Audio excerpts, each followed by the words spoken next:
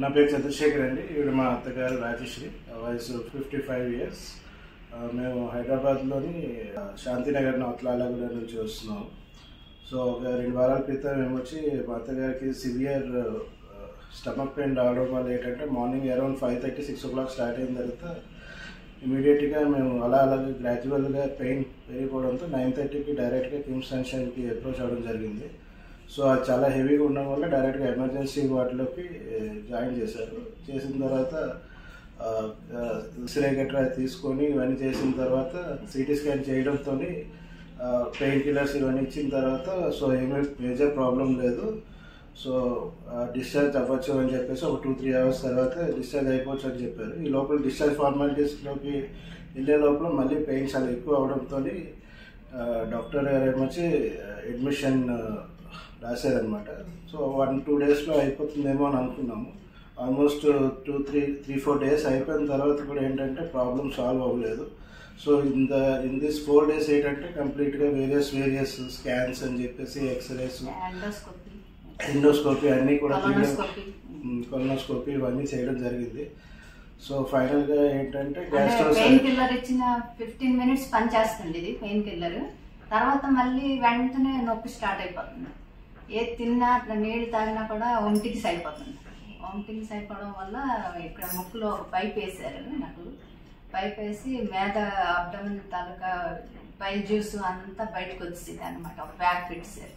ఆ bile juice అంతా వచ్చేయడం అయినా నొప్పి కొంచెం ఉండేది. అలాగా హఠాత్తుగా ఒక్కొక్కసారి ఎక్కువ జోరుగా వచ్చేది నొప్పి.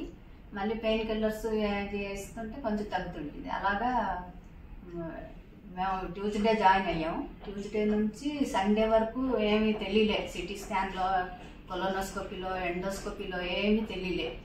తర్వాత సండే సాయంకాలం 5 ఒక 2 liters బాటిల్లో ఒక లిక్విడ్ ఇచ్చి అది సిటీ స్కాన్ చేశారనమాట. ఆ లిక్విడ్ తోటి అప్పటికల్లా విమలాకర్ సార్కి సుదేశ్ పాటిల్ గారు ఇచ్చారు కేసు ఇస్తే తన సిటీ స్కాన్ చేయించారు 2 liters నీళ్ళలోని అది లిక్విడ్ కలిపి. అప్పుడు ఆ సిటీ స్కాన్ ద్వారా తెలిసింది ఏంటంటే ఆ పేరు లోపల అతుక్కుపోయింది అనేసి నా భాషలో నాకు అర్థమైంది. అదే అతుక్కుపోయింది అని.